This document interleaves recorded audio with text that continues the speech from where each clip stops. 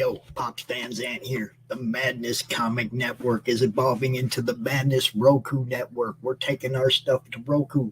We're joining great channels like the American Horrors Channel. We're taking our stuff over there, guys. We love it over there. You're going to love what we bring you. We got some great shows, all kinds of different stuff.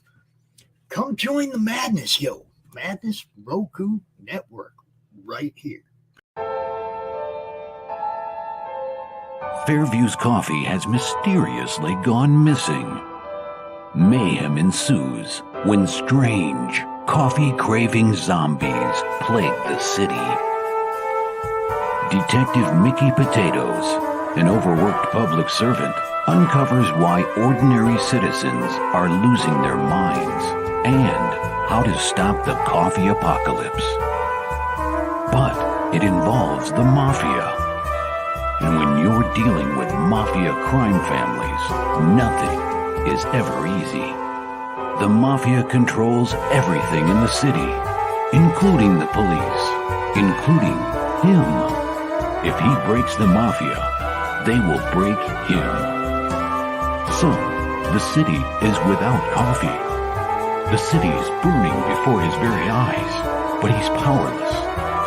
Detective Potatoes has the power to stop the coffee apocalypse, but if he does, he could lose everything. What is Path of the Pale Rider anyway? Is it a comic book?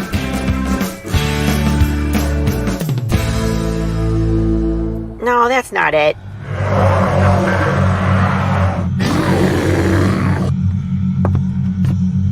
Is it this? What the heck is Path of the Pale Rider, man? There's no way this is right.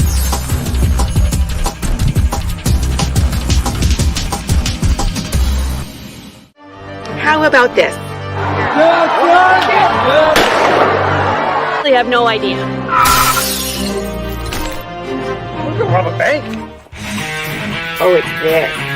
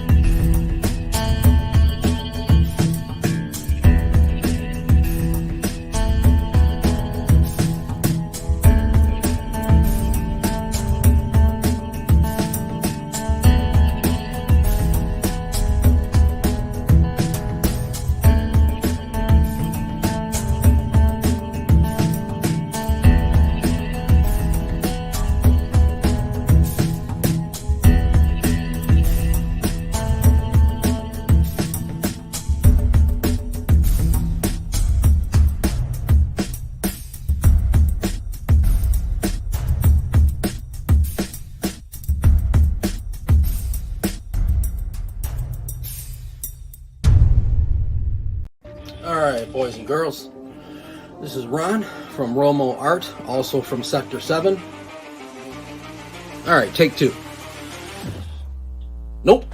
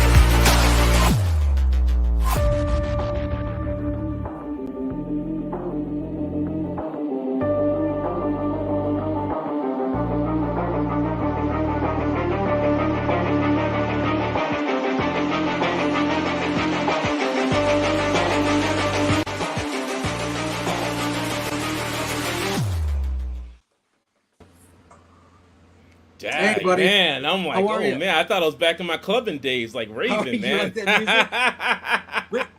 Brittany did that. Brittany made that for us. Oh, good job, Yeah, fantastic, yeah, right on. she's So what's awesome. happening, man? What's happening? Nothing. No, All right, there you go. fantastic, great job. Yeah. Sorry I couldn't say hello to you earlier. We're in the same room, so Yep. one of us has to be muted or we get that feedback. You know what I No mean? sweat, So, man. yeah. I get it. No worries. So now it's Mattman and Romo. However, Mattman Okay. had an emergency, so Okay. he's not gonna be able to join us. But All I right. do know you're signed up with him and his other crew this week. Yes. Yeah, so you're still gonna be able to meet him, and Yes. I was hoping we could meet tonight because I'm the comic book guy. All right. Same here. Yep. Right, yeah. Go figure, right? So Yep. I'm the comic book guy who likes kaiju, and Matt is Okay. the kaiju guy that likes comics. All right. And then my Okay. Matt is actually, he's not a huge kaiju guy. But I'm the kaiju guy. I'm somebody Yeah. who's into So kaijus it's the and giant same- it's the robots and same stuff. So, dynamic. you know, It's there the you same go. dynamic. Great teamwork. There you go. Awesome, dude. Awesome. So it's before I forget, John right. from John's Long Box says hi. Yeah, you know what? Just to let you guys know, as I was working on some gig stuff today, I tend to put things on so I can listen. Sometimes audiobook or whatever. I had your show on today, and I listened to that. Yeah, I listened to the whole John. And yo, awesome. the shout outs. I was like, man, who's this guy, Frankie B? I'm like, geez, I got to talk to this guy. Yeah. No, I had a great time with John. John got a lot of great energy about him and stuff, and I like that. And so because I wanted to get a feel of your show and stuff, so I actually do, I do my research. That's what you got to do. I did Out the to the same chat. thing. Out to I the did chat. the That's what exact- you're supposed to do. You're supposed to do your research before you go into any show and stuff like that. That's awesome. 'Cause Yeah. That's exactly. I did the same thing. I found John, and then Yeah. I knew I was having you on. Yep. And then I just watched the interview with you guys. Yeah. That's what before I had John on. Literally, you know? that's what I do. I'm doing Yeah. work. I'm doing like my work, and then I'll have the stuff on, and it's like my background music. I'm like listening to Yeah. stuff, going, there you go, player. Like Yep. I heard a shout out. I said, all right, man. Hey. Oh yeah, absolutely, absolutely. I appreciate it. Yeah, so when I thought it's funny because I originally thought, because I just have no concept of time, that Mhm. I had you on like my Romo art show, so my single Yeah. show, which is on Friday. So Yeah. I have some questions written down, and then when I knew it was on Mattman and Romo, I'm like, Okay. oh, no problem. All Like, right. Him and Matt are gonna go crazy with the kaijus. Cool. I'll sit here and fill in when I can. But All right. I got my questions. I did find them. Not a And problem. There's a few. So me being the artist, okay, me Mhm. being the artist, and Matt's the writer. All right. All right. The first thing that obviously struck me and probably strikes anyone Mhm. is how chaotic your art is. It is completely full. There's not an ounce of space left. It's still readable, which is very difficult. This is the stuff that I'm doing. This is for a client right here for a card Nice. set. Nice. And yeah, I mean, I'm insane when it comes to like insane details and stuff like Yeah. that. I mean, I'm actually, I would feel that right now I have a lot more control than I did back when I was in my 20s. I mean, in my 20s, my early stuff was like, I was all about like fill the page. I used to draw much bigger, like the 10 by 15. Right. Yep. So I have old, like buried up in my stuff is like the old pages of my work, and there's certain times when I'll go and look through it and I'll grimace and be like, ugh, it's pain. Oh wow, that was a commission. There you go. There you And go. even now I look at that and I cringe a little bit because now I would approach that so differently. Yeah, somebody commissioned me. I love it when people come with me and they'll be like, hey, like this person. I remember she came, it was a woman, and she came to me and she said, hey, I like Wonder Woman, but I know you like drawing robots. Can you make her like a super robot? And Yeah. I was like, cool. I said, right on. But the Frankie now looks at that and I'm like, I could stretch that image a little bit. I'm the to same stretch dude. it. I'm you know? the same way. I have Yeah. the people that know me, the few people that I keep around, Mhm. they always yell at me because I'm always going back to old art and just Yep. redoing it. Yeah. And now I don't have time. And it's not like I hate that piece. It's not like you're saying that you hate it. No. Because I'm way past that point. Like, when I hear artists Yeah. and they're just like, they're beating themselves down. I don't beat myself down about my work. I've learned to, once I do a piece, it's done. I bless it. and it's out. I learned that from my mentors years ago. They were like, Frank, you got to bless a piece, you got to let it go. And I'm able to let it go. But with that said, when I look at my old work and stuff, I look at it and I go, well, it made that person happy. They loved it. At the time when I did it, I was ecstatic by it. But by today's standard, if I was to do that piece over, I know what I would do differently. Right. That's that's my issue as well. So that's how I would get my practice in throughout the years was, before I have, now I'm getting paid to do it, so I don't have time to keep redoing everything. Exactly. But I would just go back and it's like, they're like, dude, you've drawn that page 4 different times. I'm like, yeah, but it keeps getting better. Now you don't see it, but I see it. You know what I mean? And that's the difference between like, and I think, so you worked in the industry for a long time doing advertising with crazy deadlines, right on. So if artists who keep to themselves that aren't in the business as much as you have been tend to think that, I feel, the audience can see your mistakes. They can't. Unless it's just a bad drawing, they don't really know what they're looking at compared to the artist that's doing it.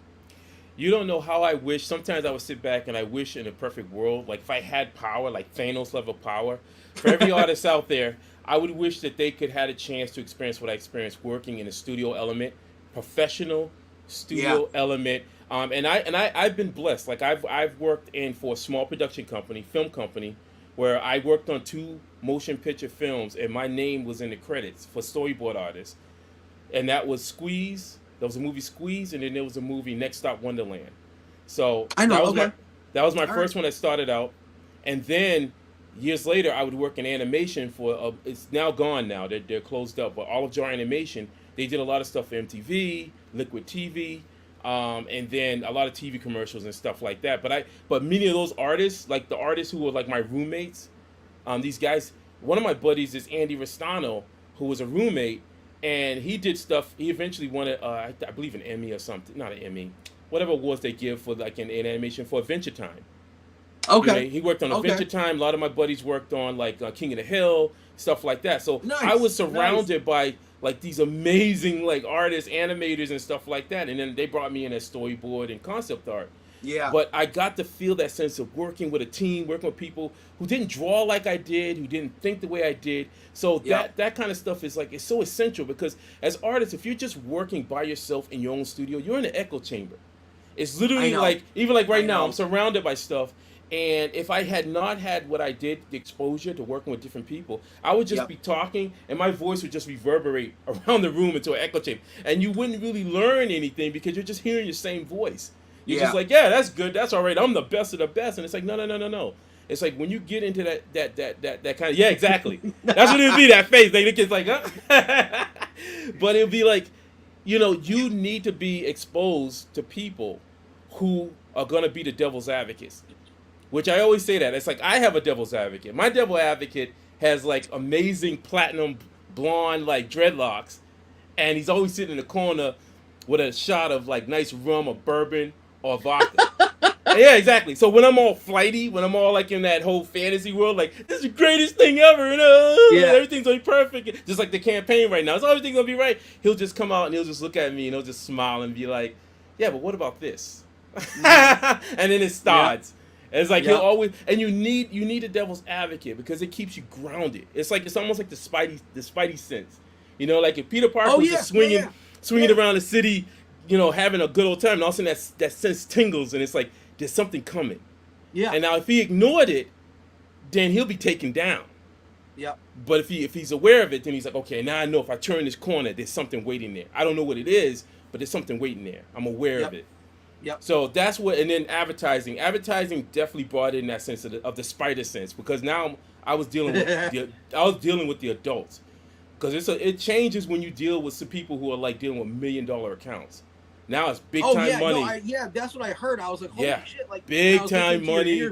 Sitting in meetings, you're sitting in meetings where you're like, I'm the illustrator and stuff, and you see these people breaking down like how an ad is, like an ad that everyone else, hey, Paul, customer, how you doing, buddy? The customer has no idea. They just sitting there, you're seeing a minute, 2 minute ad, and you're like, all right, whatever. But there's people spending months doing to a year to like figuring out why you're gonna buy this product. It is the most amazing thing ever. And I remember when I got into it, I was like, oh my God, this is incredible. And I was soaking it all up. I'm surrounded by art directors, creative directors, highly intelligent people who are just like, yep, this is why this person's gonna buy this thing. And I was like, okay, I'm here. Class is still open. Yeah, this is what I want. Yeah. See, there's a few things that I personally missed out on when it came. Something that you mentioned very early in the interview that I watched was you had a lot of good mentors. Yes. And I did not have I had no mentors, to be honest. My art teachers always, they were always frustrated with me because like, I will tell you, no, I was probably a frustrating person too, because if I wasn't drawing comics, I didn't give a crap about what they were doing. Sure. So it was kind of tough. Like, I knew I don't want to do anything. Once I knew about comics, I was done. This is what I want. Wow. And anything, but so you talked about the inner critic. Mine, I was really, in my earlier years, arrogant about my art. Oh, there you go. First step's admitting it. There you go. I'm not afraid to admit it. I was arrogant. I thought I was the greatest, but I had no one else around me to compare to, right? Oh yeah. It's a funny story. Probably until I was like 38. Now I'm 47. Yep. So I started to calm down into my 30s because in your 30s you always calm down. The testosterone's kind of evening out, you know. And but this is so weird, but it was when I logged onto Pinterest. Okay. And I had in one app, and I'm not kidding, thousands of people that were better than me. I'm like, oh my God. Yeah. What have I done? Like, I need to go back to square one and literally start doing the oval head with the eye line. And I did. I swear I did. Yeah. And like my style. Yeah, exactly. Like, Yikes. I don't know if you've checked out my work or not. I'm also detailed, not like you, but I like my detail. Sure. And it's not anywhere. It's worlds ahead in just a few short years of where I was most of my life, because I didn't have mentors. I didn't have anyone to slap me and say, shut up, because you don't know what you're talking about. You know, it's so important. It's so important to have the right people around you. Well, it's funny because I think a lot of that for me came from, my family, my mom, I grew up in Boston, but my mom was from the South. And she brought a lot of like religious stuff, like, Baptist. So I went to church and stuff. But then for a short period of time, I went into Catholic school. So Catholicism fascinated me as well. And I remember asking questions to the priest or whatever who was in there. And I remember in one of the Sunday school things, it was like, I was like, well, we're reading all this stuff about God, and God talked to people like in burning bushes and stuff. I was like, why doesn't God talk to people now? And I remember he looked at me and he said, but God does. But people have to open themselves up to listening. And I remember that stuck with me. And I started thinking about that. And I said, well, what if it's like when you talk, and I've used it, I said, what if it is like when you talk to different people and people are offering you wisdom, and that wisdom is those little bits of nuggets. Now, I treat myself like I'm a gold miner. And so when you dig for gold, there's going to be a lot of dirt. But occasionally you're going to come across a nugget.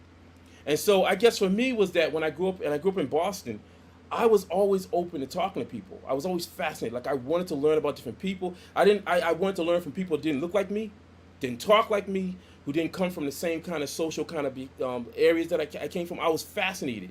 I loved PBS at the time. I saw Wild World of Animals. I was like, I want to travel. I want to see the world. I want to see things. I want to experience life. That was always you wanted to be in the Air Force, didn't you? I wanted to be in the Air Force at one point. That's when I got into high school. Well, here's the thing. My brother was, once he came up, because I grew up with my sister and stuff, with my mom, my sister. But then my brother came. He hadn't grew up to me. He didn't grow up with us until later on when he came to live with us because my grandparents passed away. And he came from, Alabama. And he was hardcore. Like, he was into sports. And I mean, he was a very attractive guy. Girls loved him. He had everything. He was everything like you can imagine. And so then when he came, something changed where then people looked at me and they were like, well, now you got this big brother, so what are you going to do? Are you going to become football? Are you going to sports? And my heart wasn't into it. I wasn't into like sport. I wasn't into like football. I played sports, but it was mostly like, you know, things like street hockey, things like that. But honestly, at the time, if they had a weightlifting program, I probably would have jumped into that.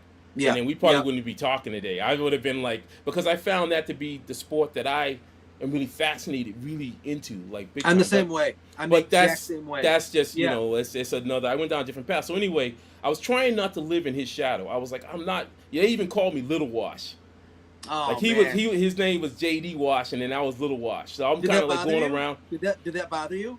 You know, I think a little bit, I suppose, especially when people are sort of comparing the sense of like, do you want to do sports?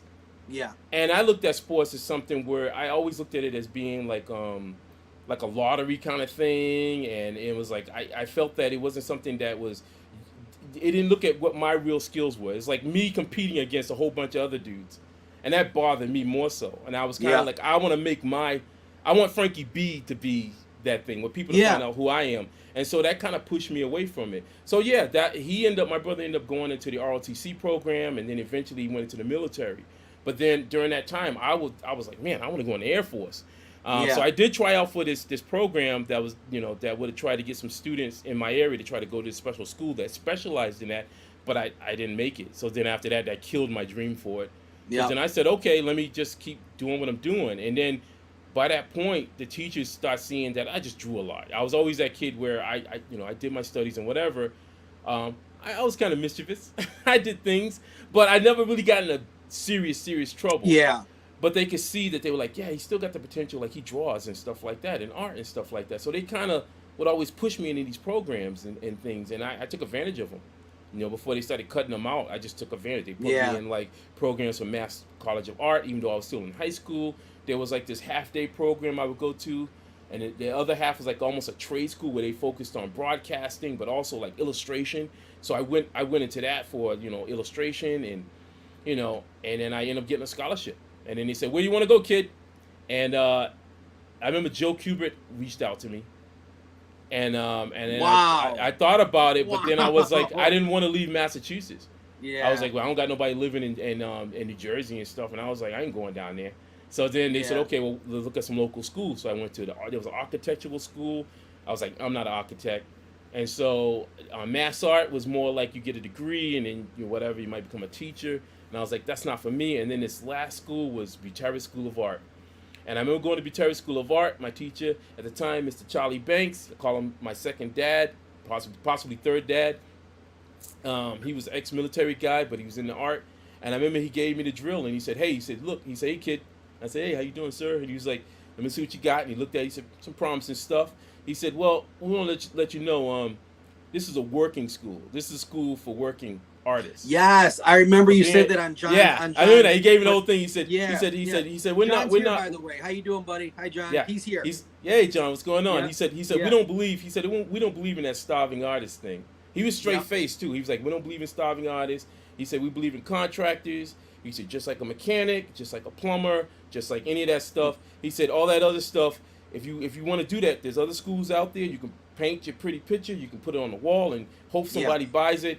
But he said, here, we work. You're gonna work for somebody. You're gonna develop your skills so you can go out there and you can make money. So that if you have a family, you can take care of your family and all this other stuff. And then if you want to do that other stuff, then that's on your own time. And you do it on the side, and so I was like, sign me up. I said, sign me up, because I was like, I'm not in this to be a starving artist. I'm not in this to be begging people to give me money to do something, you know. And especially I was in my 20s, had a hot temper, very prideful. You had a hot temper, really? Oh, yeah. Well, that's why when I go on these shows, I try to tell people, look, this what you see here is years of work. Like, I went to therapy because I needed help. Yeah. Because the way I was, the things that I experienced when I was young and violence and things like that, my path could have went a totally different way if I hadn't gotten help.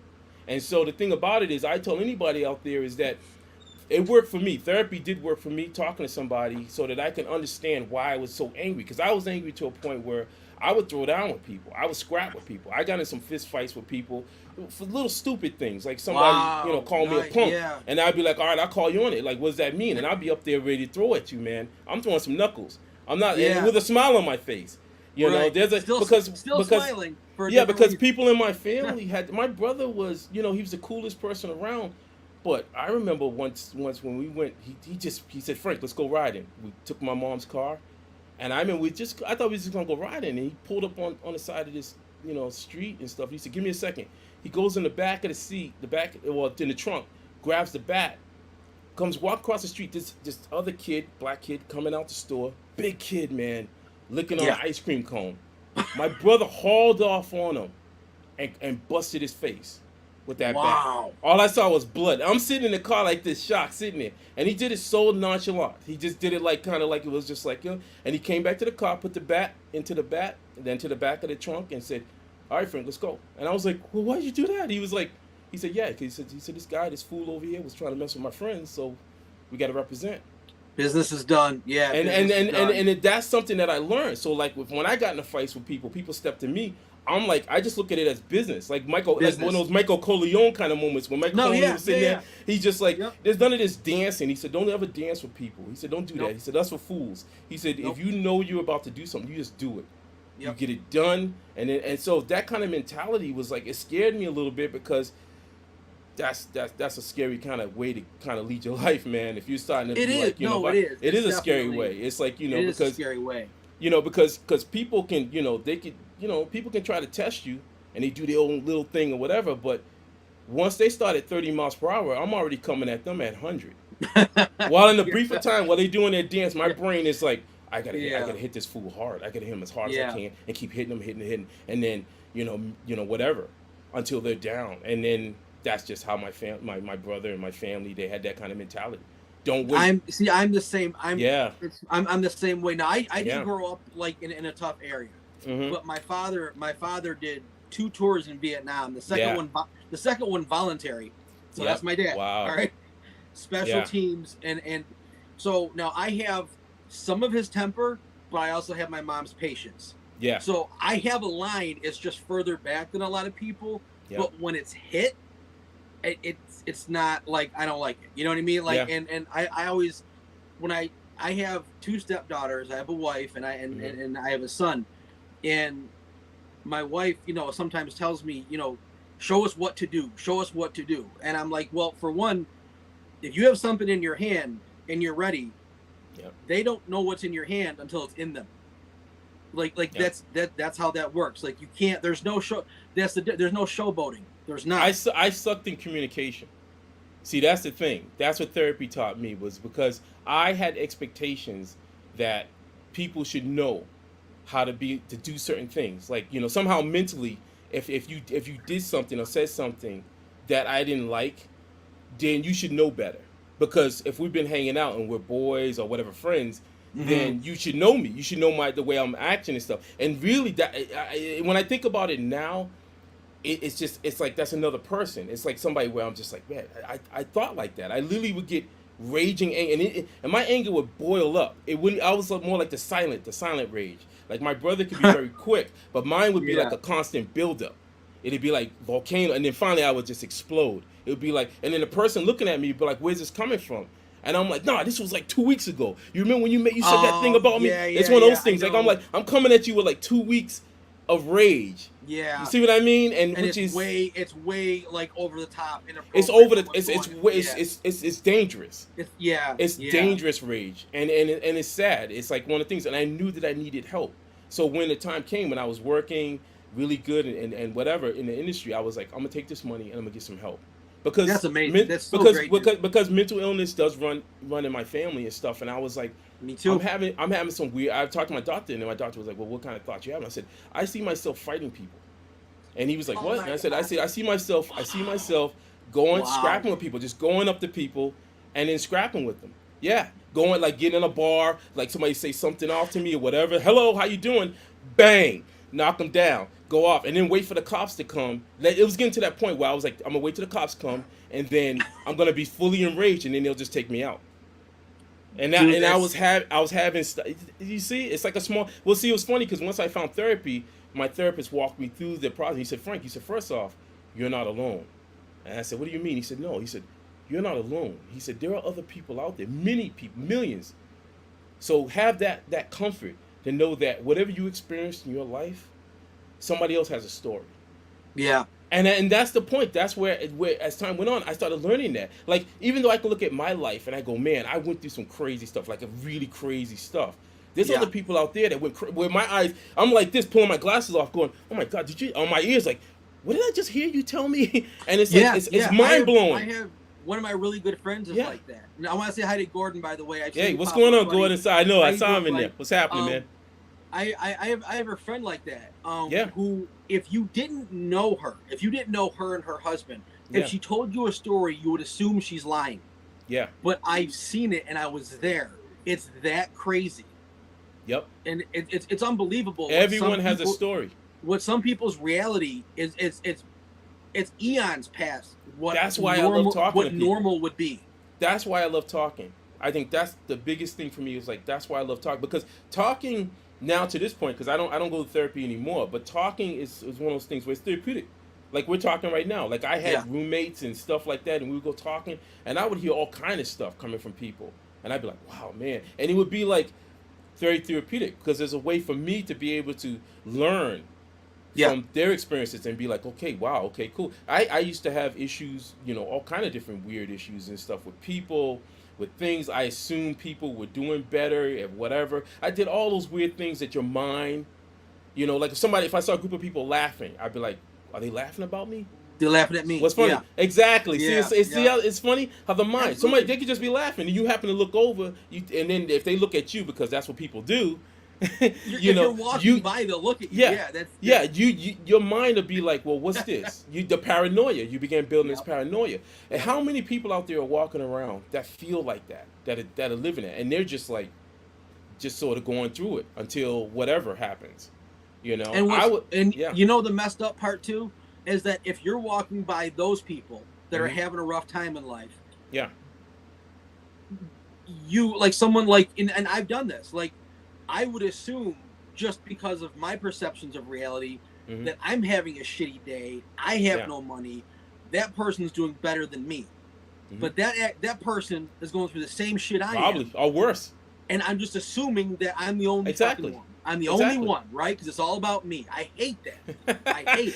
I once told somebody, I said, I think honestly, and I really sat back, I said, the reason why I've loved Kajus so much is because the level of their rage. It mirrors what's inside me. Well, it's that level of just explosive, like gigantic, destroy everything, burn it all down, and then do that classic Godzilla scene where he walks back into the ocean. Yeah.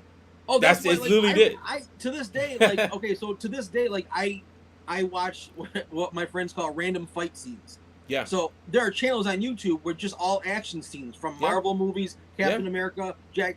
I just watch fight scenes all day long, and it's I love doing it, but it's also kind of therapeutic, because if I do that, I'm gonna get arrested.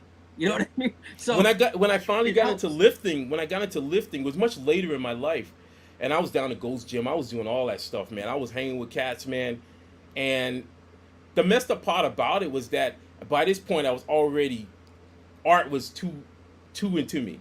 Like I always feel like if you're gonna be passionate about something, then you really got to be passionate about it. Like if you're going to be a bodybuilder or a weightlifter, you got to be into it. You just can't be half in and then half out. Same thing I feel like art. Like to me, when I went to art school, I was like, once I leave art school, and then once I eventually left 9 to 5, doing security, I was like, regardless of what, I got to make money doing art.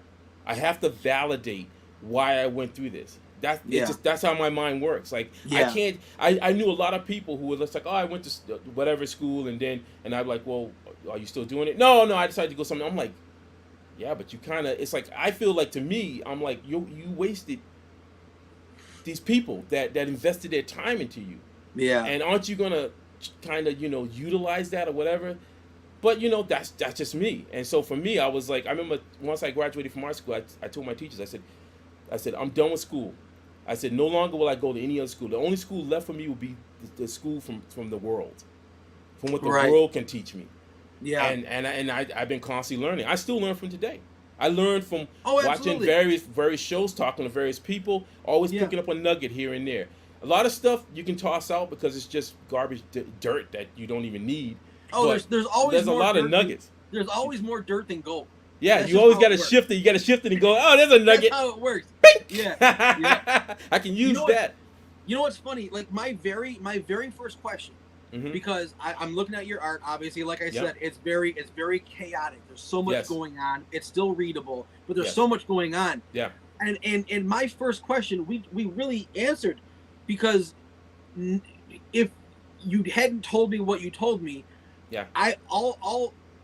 you come across as the happiest person, and I know you get this all the time. It frustrates my wife. It frustrates Jessica too, because again, they go, "Wow, Frank's the happiest dude in the world." But I want to give people, full context, because again, it's this. I am a happy person. There's a lot of happy people. There's a lot of happy.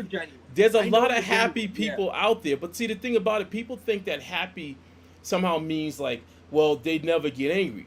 Some of the most angriest people out there are the ones that got a big smile on their face, because they're trying to hold it together. Try to take it in that sense. Like the next person you see that's really happy, imagine what they're holding together just to hold it.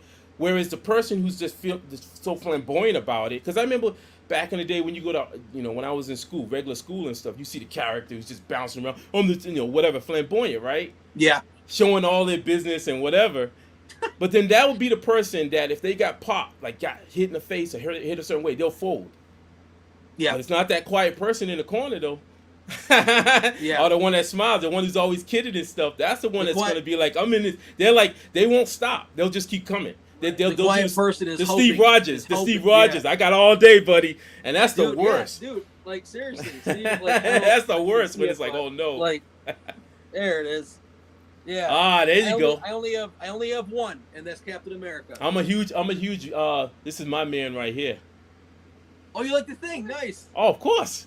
Nice. Of course. Ben Grimm, man, representing. Yeah. Yeah, of course. That's awesome, dude. That's awesome. Yeah, I mean, when I got with my wife, which was, I mean, basically my life started after 40. It really did. Okay. For the first 20 years, I was dealing with mental illness, my own mental illness.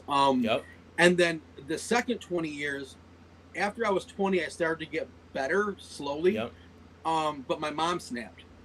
So for the next 20 years, I was trying to fix myself, take care of my mom. And then also at that time, I'd gotten to the point where I looked okay from the outside. So I started attracting people that needed help. So I was everyone's go-to mentor, fix my problems, and I could, but they kept coming. So the first, I'm not kidding, man, the first 40 years of my life weren't mine. I'm only 7 years old. I really am. And it was really, really crazy. And my life started when I met my wife. It really did. There you go.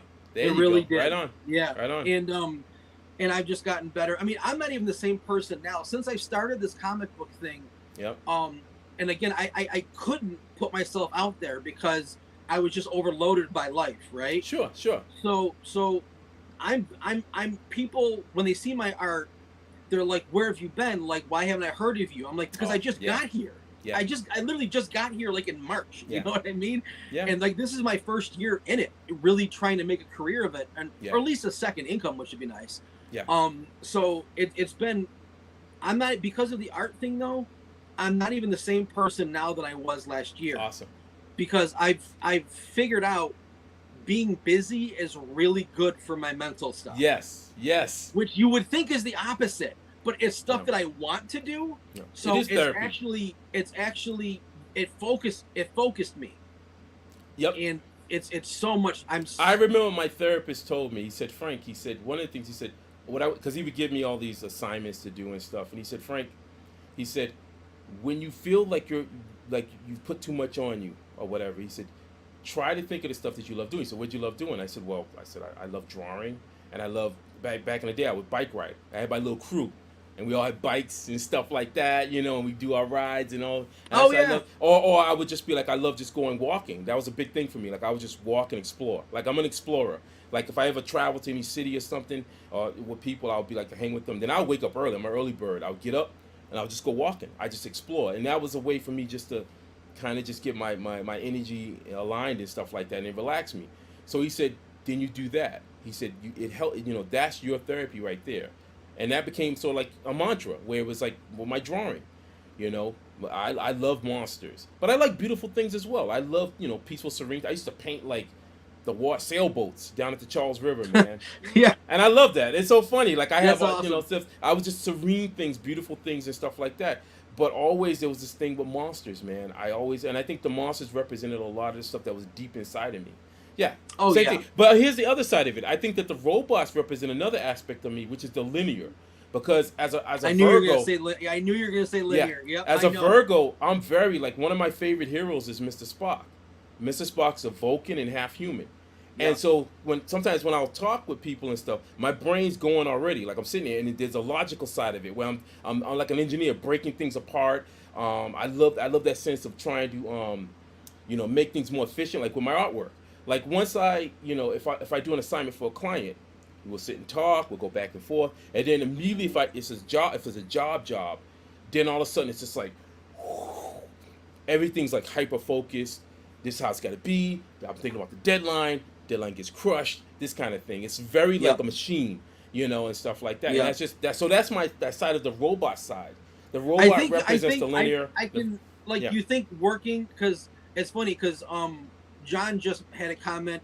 Yep. He remembers what you said about flyers, like advertising flyers. Oh yeah, comic books I totally being feel like very that's what's similar. going on. I see that right now because like some of the stuff I just been seeing. And again, as an observer looking outside, when I worked in advertising, I worked on some cool stuff. I remember working on the first Transformers movie. I never forget it. I got called in, and they were going to do the ad campaign. So a lot of the online advertising. I think it was mostly online. Maybe some print stuff. But anyway, they came in, and I remember this art director, creative director that I did a lot of work with. He said, Frank, come in. He was all giggly.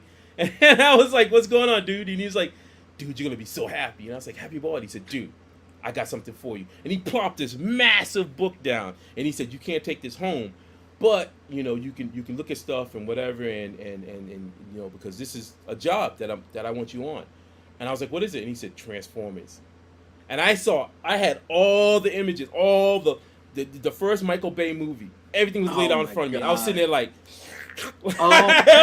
drew like the salivation, like, yeah. And I did a bunch. I worked on that campaign, made some great money off of that, and also so I did get to work on. I worked on some cool stuff, but most of the time you're working on flyers. And I remember like doing layouts, compositions. And I remember talking with a creative director about it, and I said, why do the clients, pay to do flyers? People, they just throw them away. And he said, no. He said, here's the thing, Frank. He said, the clients, they have a lot of money. They have these massive, once they get an agency in, they have a budget, massive budget.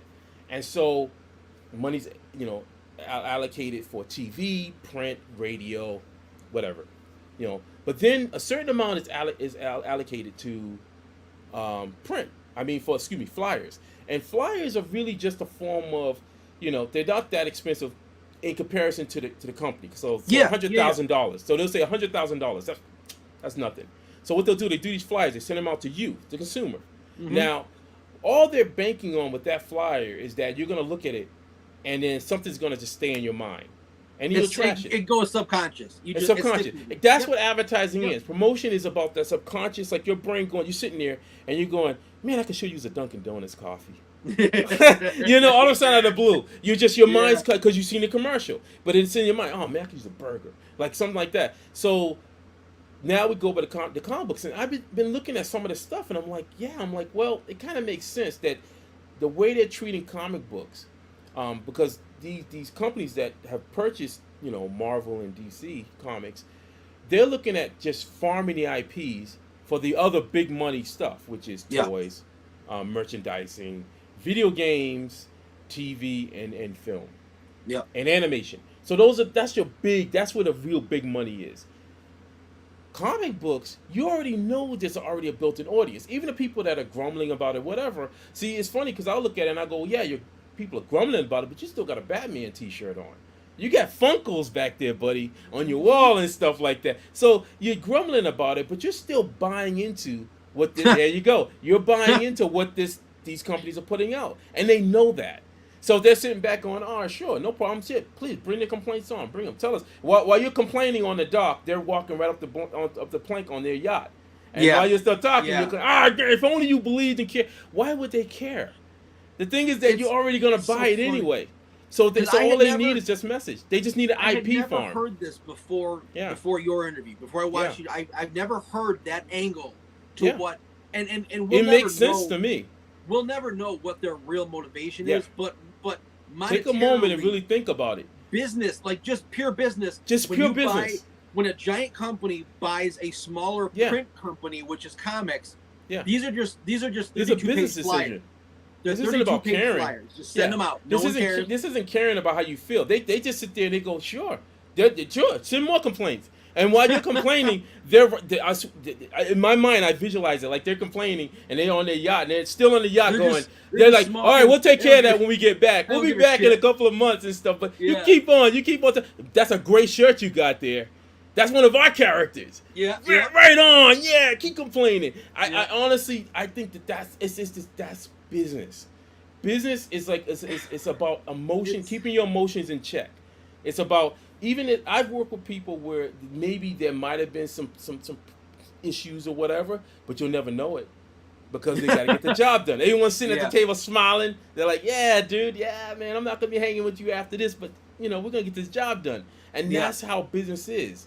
And the problem I think with comic books is that there's too much emotion. Like people are wearing emotion outside their bodies, and they're and it's affecting their real world decisions. And that's the problem. Like, I would, and I agree with you. I do agree with you. I would say though, the problem is, I think I think as comic book fans and collectors, we were set up to have that emotion because before Disney bought Marvel, and even through the 70s and 80s, they made you feel for the characters because you would buy the next book. But they were still business. You do know that, It was still business. Like Stan Lee was a businessman. When I look at Stan Lee, the first thought I saw, I said, that guy's an amazing businessman. He is more, like, of course he wrote stories, but I'm like, that man right there had the ability to say, he was like the ultimate salesperson, what they call this guy? Pitch guy. He can literally be up there. He can sit up there, and he was doing this not just for Marvel, but for the entire industry. He literally sold comic books to people who could care nothing about it, and they were like, "I want to get this because of this one guy who's up there talking about Excelsior and this stuff, making you excited to do it." He was incredible. We don't got Stan Lee anymore, though, unfortunately. No, there's no one. I mean, there's no one like that. And here's the thing: I don't think there's even if you're talking specifically for comic books, I don't think there's a big enough audience to care anymore for another Stan Lee. And that's really sad. We gave them away. I mean, back in the 90s and the 2000s, once the decision was made to start making comic books focused on the collector's market, that killed it. Because what you did was you cut out the main people you should be going for, which was kids. Kids. That's something that you and John talked about. I bought comic books when I was a kid. 25 cents, 35 cents, rolled up in the back pocket. See, again, it's like, I'm a collector too. I collect artwork. I like artwork. I have a couple of figures and stuff like that. But comic books became collectible for a certain branch because of just age and years and the journey and the story. Yeah. There was a lot of factors. What happened was when you had the 90s come in and they started doing the custom covers and stuff, they were generating this new level of collecting where they were like prestige kind of stuff or whatever. So there was no sense of history with these books. There was no journey. There was no, because with a collector, I'm going to be honest with you, as a collector, as somebody also, I love antiques. Antiques have collectability because of their stories that they can tell. You go to an antique store, you pick up something that's very old, you look at it, and somebody says, this was back around 1800. So it has a story. And then you go, gee, Willikers, I want to have this because it has a story. Now when you have it up in your house, you tell your friends and stuff about that wonderful story. How do you tell a story with something that is just prestige and just done right then and there? It's brand new for that time. It doesn't have a story yet. It hasn't been put out. It hasn't been able to age and been ripped apart or told, whatever. It hasn't had that longevity to really give it that. So that's what they did. They gave new product to people and called it collectibles. Now, while that was going on, let's go across the seas to over to wonderful Japan. I love. Japan was like, okay, we're seeing what you're doing, player. We're not changing anything. The formula's staying the same. We're gonna do manga, and we're gonna introduce our manga to those wonderful kids over in the West.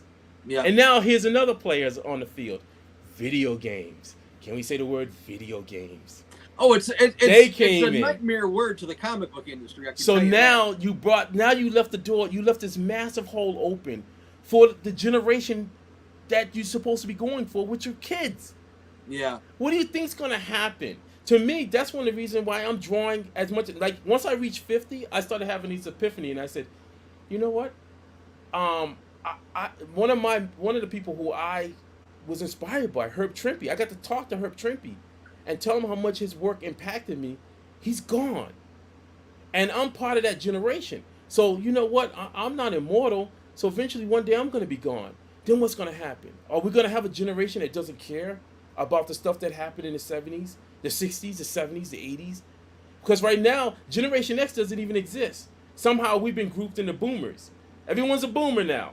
Yeah, you know, it's like things like that. Yeah. When I see stuff like that, I'm seeing the little signs and going, this stuff is gonna get forgotten by possibly a generation or two generations. You may start seeing, say 2 generations. Yep. You don't mean you things like the old school stuff that might be gone. Now the stuff that's going to be left is going to be mostly manga stuff, or some of the newer stuff that's even now, and even that may be kind of iffy. So where do you? So saying that, which is a pretty detrimental statement, right? Yeah. Saying that indie, where do you see the indie world in 2 generations from now? If mainstream is gone, where do you see indie? What we need to step up. Think? We need to step up. Mm. We need to get out there, and it's just like what I do when people see me posting online.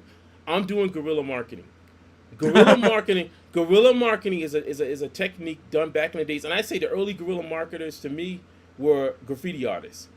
Sure, yeah. Graffiti artists were amazing artists, some more better than others, but regardless of what, they would go out there and they would put their art out there, and then they would vanish. You know, you wouldn't know who they were, but you saw their artwork. Yeah. And people would look at it and they would go, wow, some people saw it for what it was. You know, they were like, well, this is amazing, beautiful art. Other people didn't like it, but that's always been the path of the rebel artist.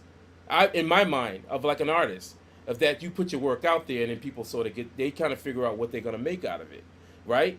So I'm taking that same mentality here.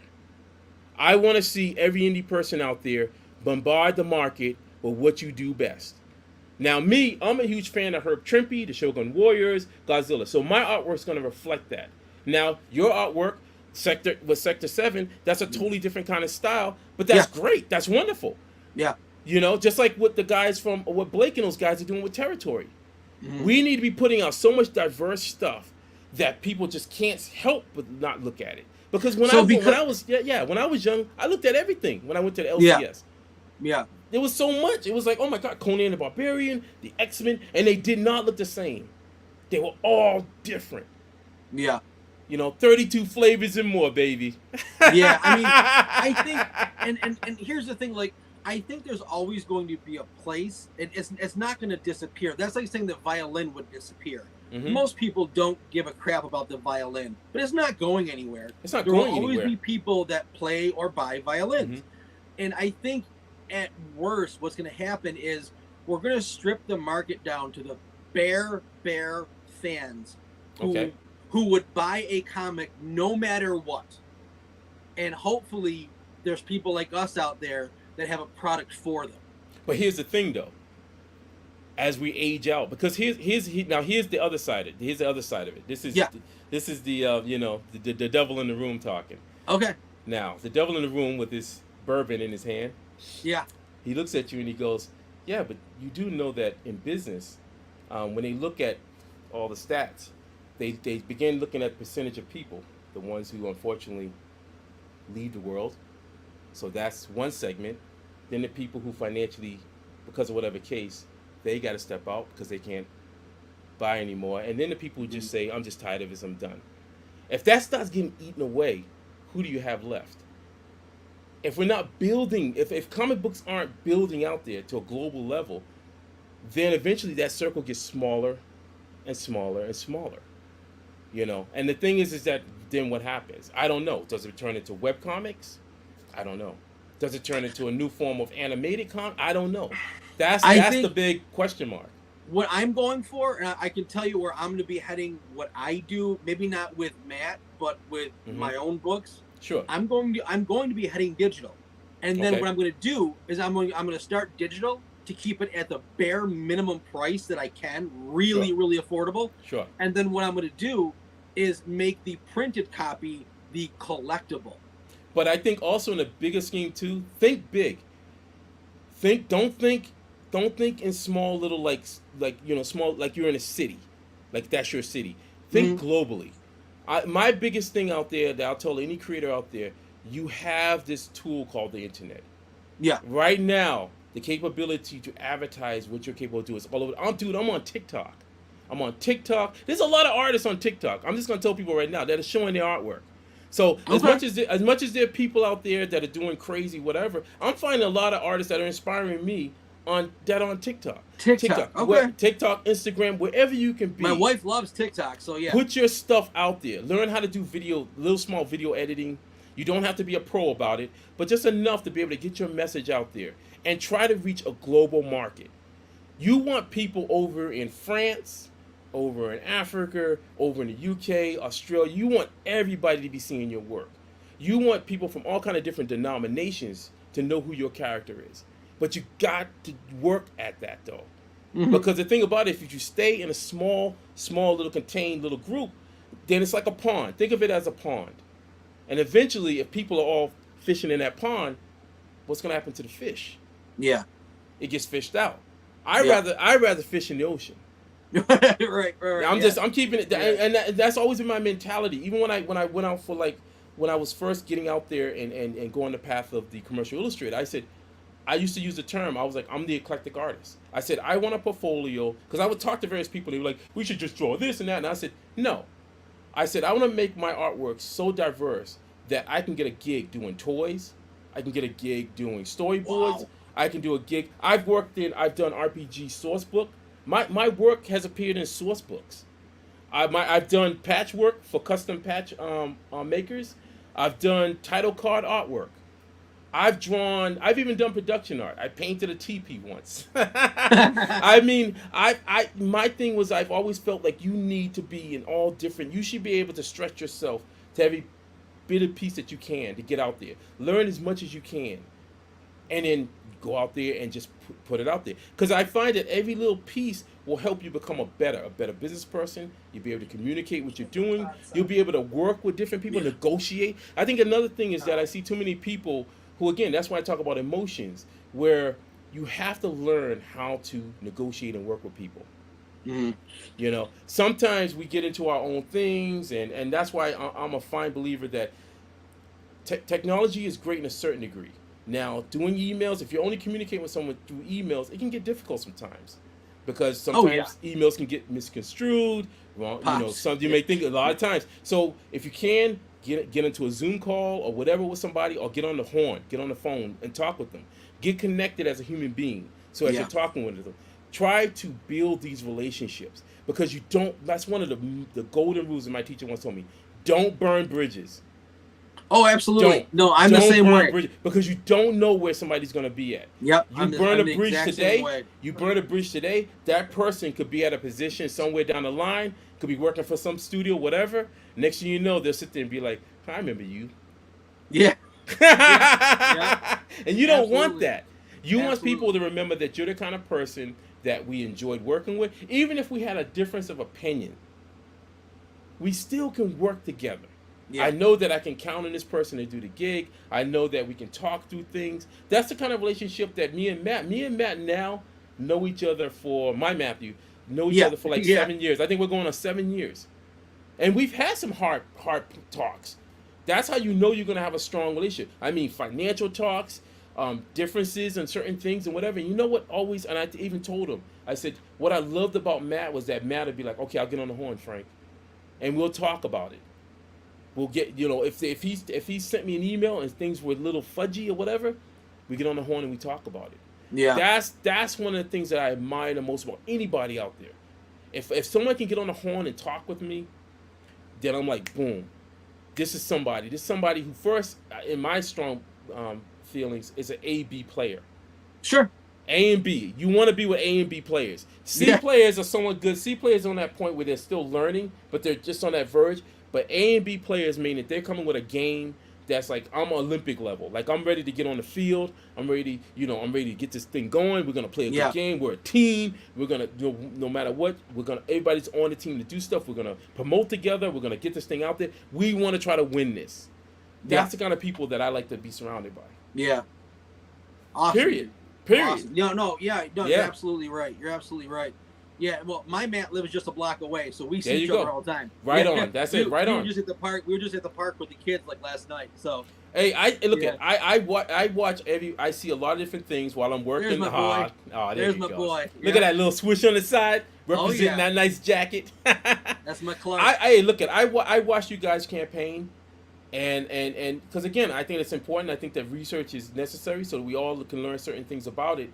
And one of the things that I would love to ask you guys is that if you decide, in which I feel like you guys are going to do it again, but I would strongly suggest that take 6 months, possibly to a year, and start trying to seed that concept into the community that might be much more receptive to it. That means like kajus, people that are into kaju stuff, people that are into robots, anything that you see, anybody that's doing that stuff like that. That brings you closer to the base. Yeah. That might be more stronger into that. Not saying that there are people that aren't into the other side of it, but there may be people who might like more fantasy stuff. Yep. There's other people that might like more superhero stuff. And your stuff may be like, well, I kind of like it, but I'm not really, whatever, and such and such. So be strategic about it. If anybody out there in the chat as well, if you're going to do any kind of marketing promotion, be strategic about it. Have fun with it. Treat this whole marketing thing as part of the whole overall experience of your creation. You're creating. So you're creating, but also even as you're creating marketing and stuff, be creative with that, but be strategic about it. Make sure that you're going for a demographic that might be able to be more receptacle to what you're doing. What's the right? Is that the right word? Receptacle to it, because you don't want to. Yeah, I know what you're trying to say. It's not the right word, but is that the right word? Yeah, I think it is. We'll go with it. If I'm wrong on it, but receptive. People get receptive. That's it. That's it. Thank you. Oh, but you want people to be more receptive of it. You don't want people that's going to be, that kind of look at it and go, it looks kind of good, but giant monsters. That kind of thing. I do want to wait. I don't know. I mean, the thing is, it is Matt's baby. It's co-created, but it started with Matt. I'm going to talk to him. Hey, when we talk to him, I'm going to bring it up again. I would like to wait. I would like to wait a little while because we're actually introducing another character. But that one we're gonna wait on. I think you guys went.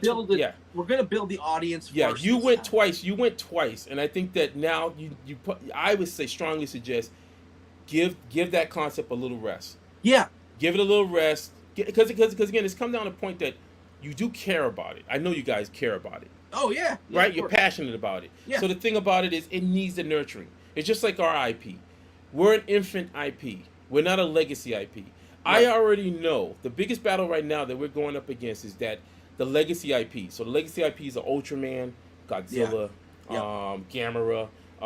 They have a story. They have something. So immediately, I always describe them as like the redwood forest. The redwood trees, majestic, big. People look at them. Their eyes can't be taken away from them. They have to look at them. But now, we're these little saplings. And we're right here growing, and there's a little spot of sunlight hitting us. And then it's those few people who are looking at those massive redwoods who happen to look over and they go, well, look at there. And now the job is, will they come over? How do we get them to come over to look at this little sapling? And perhaps look at the beauty of that sapling, and that energy helps that sapling to grow. Okay. So that's the place where we're at. And I think where Blake and Territory is and where you guys are at as well. Be okay that it's a seed, because that's what you are. Don't try to fool yourself. I think too many people go in there and they compare themselves to, first off, to people who have already been in the industry for years, who already have a fan base. Don't compare.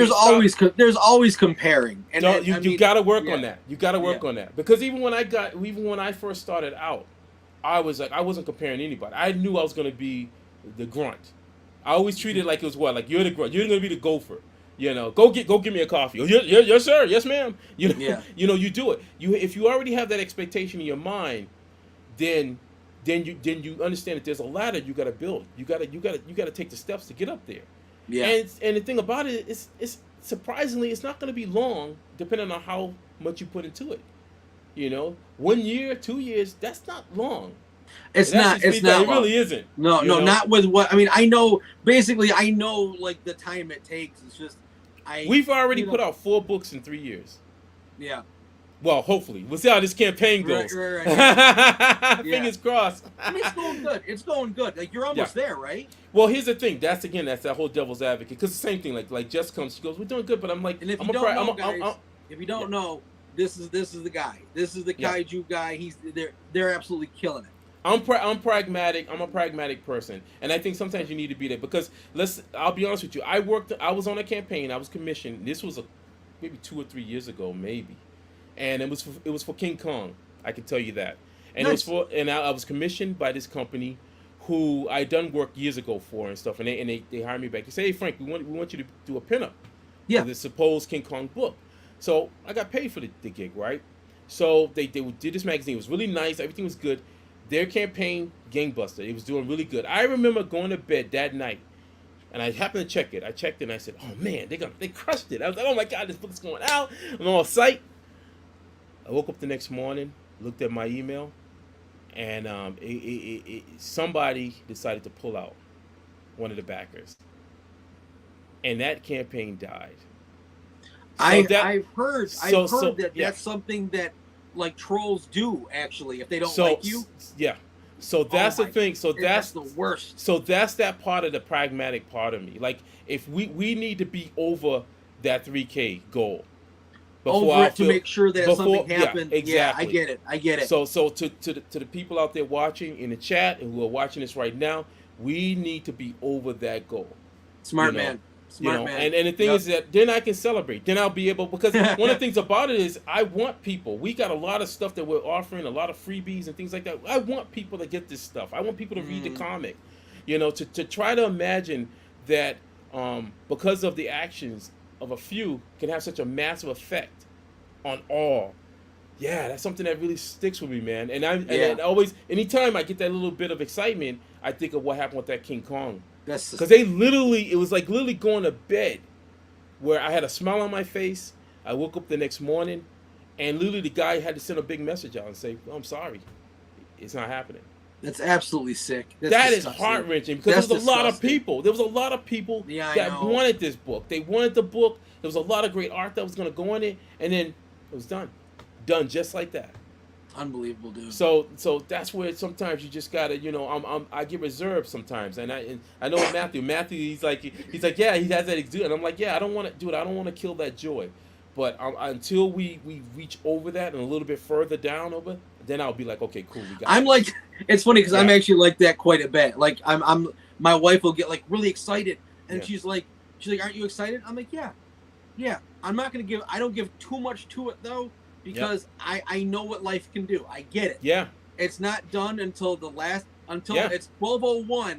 Yeah. It's not we'll done. Celebrate. Yeah, we'll celebrate when we cross over. Yeah, I'll trust me. I was a party guy. I don't know about you, but I partied hard. I partied hard back in the day. No, I'm an inside cat. I'm an inside cat. I don't like the outside. I am the regular introverted artist. Oh no, man! I don't. Yeah, I was all about when I was back in the day. I actually had a chance. I remember I got a chance to go over to Italy. I hung out in Italy. Oh wow!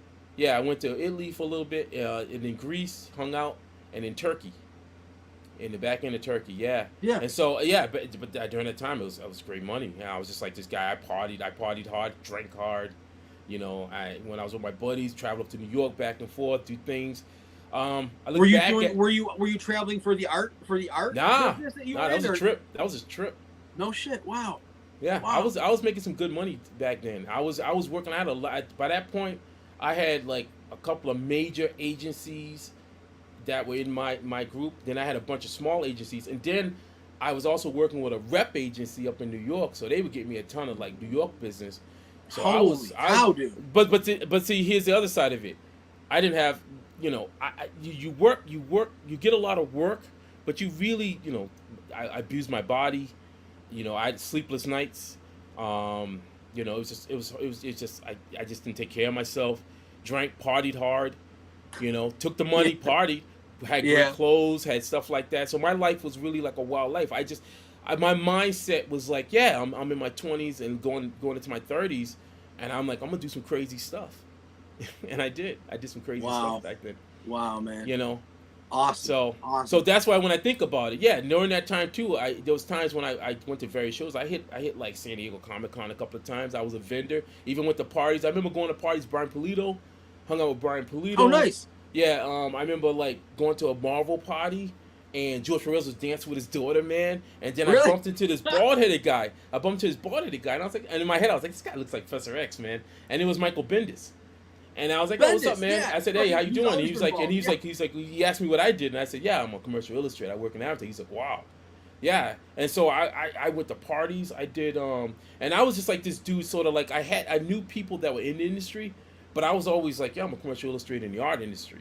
And I didn't say it like you were doing what you were doing. You had I wasn't like sit there with a bragging kind of thing, because honestly, with commercial illustrators, there's no bragging. It's just more like you just like, they're like, I did this work with this agency and we did this. It was always like that kind of thing. We would just talk. Our shop talk is more like, how much did you got this, and did you work on this magazine, and that kind of thing. And we never, there was never no like jealousy. I never felt that with commercial illustrators.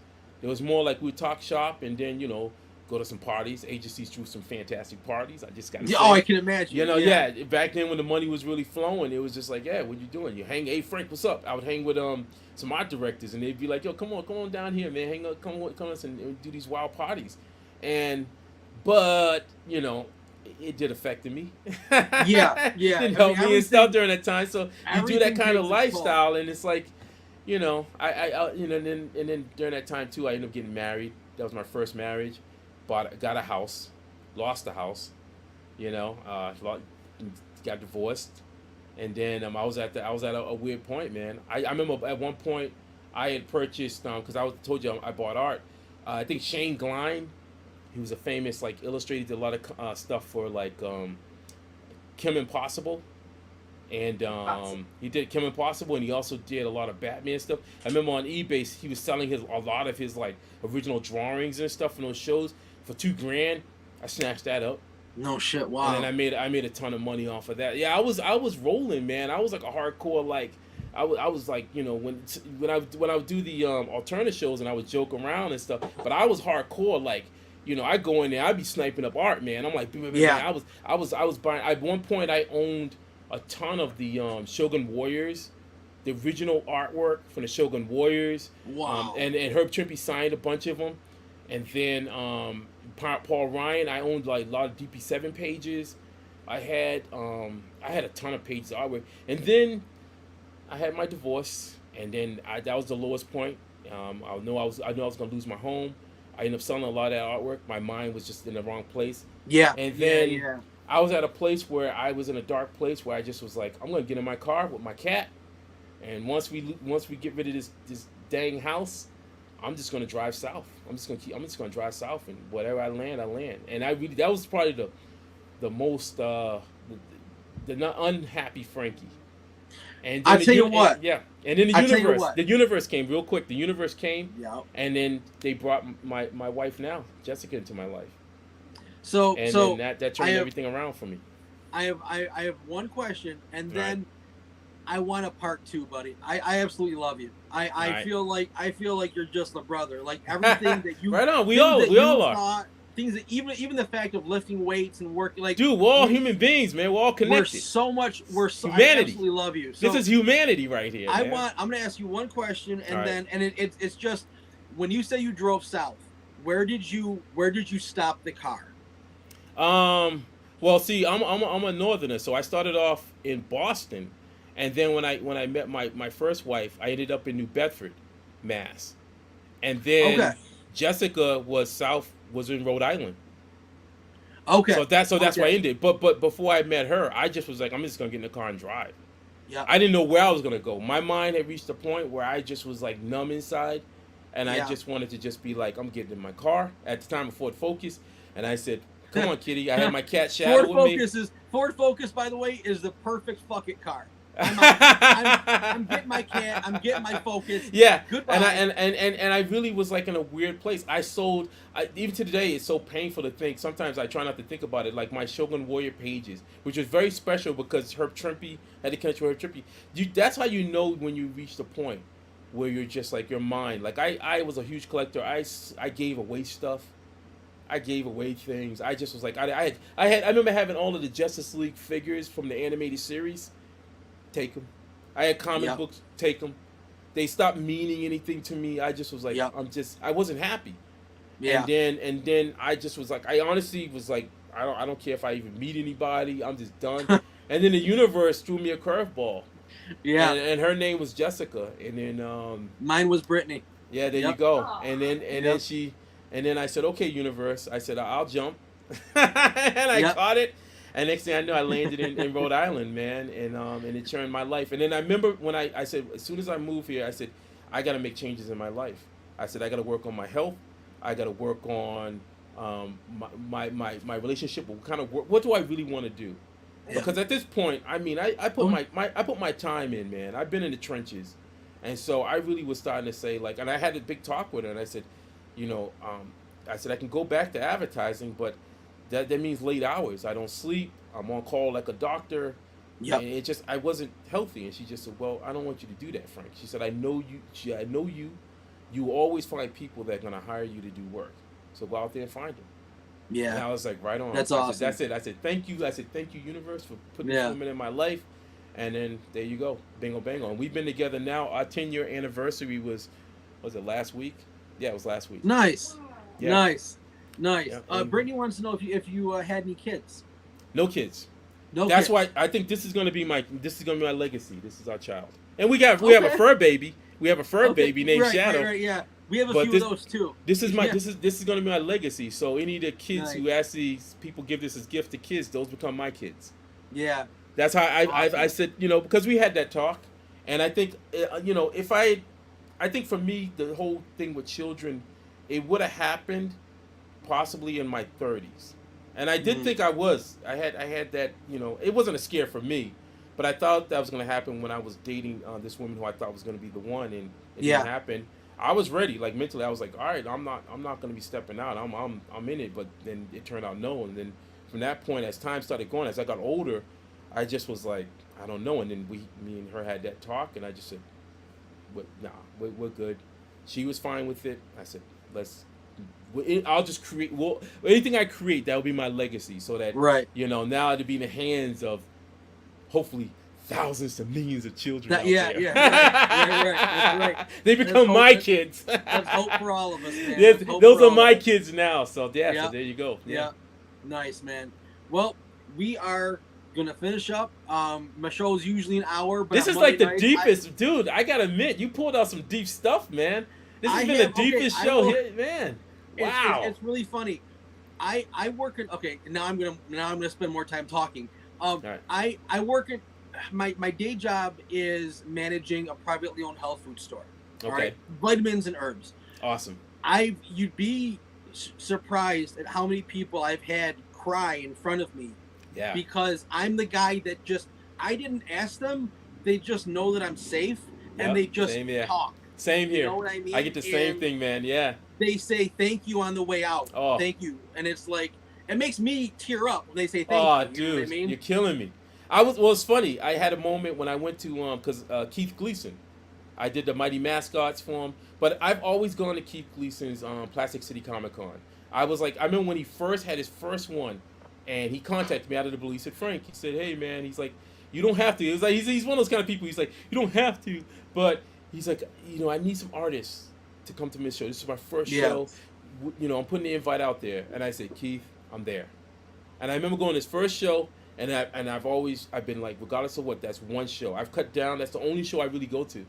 And this last show I went to, a bunch of people came up to. I got to connect with a lot of people, but this guy came and he said, "Hey Frank," he said, "I know this is crazy, but would you mind talking to my wife?" And I was like, "Okay." He said, "Yeah, she has anxiety and stuff, and she's an artist, and she's been fighting with that anxiety about showing her work and whatever." And I said, "No problem, I'll talk to her." And she came over, and I came from behind my table, and I looked at her, and she already had like the sort of tears. And I said, "No." I said, "Hold on a second." I said, "Here you go." I said, "First off, I'm gonna tell you, I understand." I said, "Even though I'm not a person who suffers, who has grappling anxiety, I still understand what you're going through." And so I get it. But with that said, you have to get your stuff out there. And here's the thing. Baby steps. You have to crawl. If it starts as little as just putting something out there, you put it out for yourself. I said, look, there's always going to be people out there. We all went to high school or school. There's always going to be the jokers out there, whatever, that's going to say their thing. Fine, let them say their thing. You know who you are. Your husband knows who you are. And I'm going to tell you, there's going to be a lot of good people out there who are going to know who you are by your artwork. They're going to see your voice right there in front. Hold on to that. And I know it's hard. But you have to do this. Because the alternative is one where you don't. and it's not going to help you one bit. I said, post your work. You post your work. You show it out there. You let me know you do it. I'm going to share it. Do you understand that? I said, I am here. I want to see you put your work on. And she started crying. I'm trying to fight back tears. And then she's like, "Oh, can I hug you?" I said, "I'm going to hug you." I said, because this is what it's about. It's about you having your voice out there as an artist. More artists have to understand. See, that's why I always, when I see people, and I had that talk I was on one show and talking just recently. I think it was with Devill Momentum, Devill Flyer Momentum. And I told him, I said, people got to work on the fact of stop comparing artwork as if you're going to a football game. This isn't a football game. Art is something that suggests what's the word? Suggestive. Subjective. There you go. Yep. Subjective. It's subjective. Every artist has their own voice. Fine. There are fundamentals. Don't get me wrong. There are fundamentals to art. That means like layouts, compositions. Sure, it's like a house. You have to understand the foundation needs to be built a certain way so you can build your house. But here's the kicker. Once you got the foundation laid, now you can build the house the way you want to build your house. And so the thing is that I don't want people to come along and start destroying these people's voices by trying to compare them to Jim Lee, or to Mike Mignola, or to me, or to you. It's the worst you could do, or to whatever. Don't do that. There's a lot of people out there. Hey, that happened to me. I mean, I never forget when I was working at the prime. I'm at the prime of my career working in advertising, man. And I decided, I said again, I would dip my toe in and out of stuff, and I said, okay, I'm gonna talk to this editor. And this editor had the gall. Like I never forget it. I remember meeting, and this was in person at a show. And he was like, he's doing this whole spill, man, talking to me about, he needs an artist to do this thing or whatever. And he said, "Hey, can you draw?" And I had my stuff, man, right there. And he looked at my stuff, man. He said, "Well, can you draw like whoever?" And I remember with a big smile on my face, I said, "Huh." And I remember, I said, "Here you go. Thank you very much." I said, "I'd like to thank you very much for looking at my portfolio." I said, "We're done here." And I walked away with a big smile. I said, "Thank you for taking your time." And I walked away. Because I said, dude, I'm coming from advertising where I'm having executives shaking my hand saying a great job I did for a multi-million-dollar account. And you coming at me, talking to me about whether or not I should be drawing like somebody else for a comic book to work more on pages and make less? I was like, I'm sorry, man. I'm not at that place, man. But I appreciate the fact you took the time to talk to me. No problem. I'm out. And I stepped out. Yeah. And that's one of the things that's always held me at bay from comic books. Is because there's been a mentality of that where people compare people. If you look at somebody's portfolio, you see that they have problem areas, then you talk about those problem areas. But also recognize on a technical level. But on a technical level, like you say layouts, say, okay, I know I see you have some great sense of a sense of character. You love drawing characters. but we got to work on some of those backgrounds. Yes. You got to try to get some perspective in there. Yep. Here's some layouts. Maybe work out on some layouts. Play with the camera. Use the imaginary camera in your mind and stuff. Try to play with those angles a little bit and stuff like that. That's constructive criticism. Yes. But don't destroy their style. Yeah. Because you possibly are destroying the next Jack Kirby. You don't know who's the next George Perez. You don't know who's the next. God, the names. June Brigman. I love June Brigman's work, by the way, on Power Pack. Dorian Cole, all these different people. You could be destroying somebody who could be the greatest artist of that generation by saying a couple of words that just knocks them down. Yeah. So be wary of that. If you're gonna critique somebody, then critique them in a way where you're looking at the fundamentals of what they're doing. I completely Look at the agree. foundation of it. If they're not drawing backgrounds, then you talk to them and say, look, just work on some backgrounds. Work on your back. If their perspectives are maybe off and stuff, say, well, maybe you need to, like I would tell somebody if I saw if their work looked somewhat stiff, I say, well, I see what you're doing, but maybe work on gestural. Loosen that up a little bit. Yep. Gestural drawings. Get relaxed. Stop overthinking it. Get in there and just play around. Have fun. Just all day if you need to. Get a sketchbook and just draw really squiggly stuff real quick and then just try to draw and stuff and see what comes out of that. Yep. That's how I would approach it. But I wouldn't sit there and be like, well, you know what? I like the way Herb Trimpe looked. And so, I looked at what you did. Can you draw like Herb Trimpe? Yeah. And you're honestly, you're not gonna make it, kid. You don't there's draw like Herb a Trimpe. famous letter that was out there, interview that Herb Trimpe did, where they did that to him. They did this to this amazing legend, and said that, can you draw like somebody else? How could you do that to a legend? Yeah. The people working there, the people that are like, who in some cases don't even know about artwork, don't understand the fundamentals of artwork, but they know they like a certain. Fine, you may like a certain artist's work. Fine, that's all good and dandy. But do you understand the fundamentals of artwork? Yeah. I wish that there were more talent agents, like how they send out to to try to find talent for basketball or football. Yep. I wish there were more people like that where they can go out, they pay the money, send them out there, and they try to look at potential talent. Really, with a keen eye for unique, diverse talent, so that when they come back, they have this person draws this kind of way. This person has a certain unique kind of style on there. This person kind of, come back with some enough so none of the styles look the same. That they're not clones upon clones upon clones upon clones. That's what's been hurting us for years. We're seeing clones of Brian Hitch. Oh sure. People trying to emulate Brian, but who Brian Hitch was schooled by Alan Davis. Yes. I like Alan Davis, man. If someone sit there, I love them both. I love them. Well, I love them both. Yeah. Don't get me wrong. I love. Hey, look at Brian Hitch is phenomenal. Yeah. But I'm saying, like, there's always been this thing where he was schooled by him and they passed it on. Same thing. Like if you look at John Byrne, come on, Jack Kirby. Oh yeah.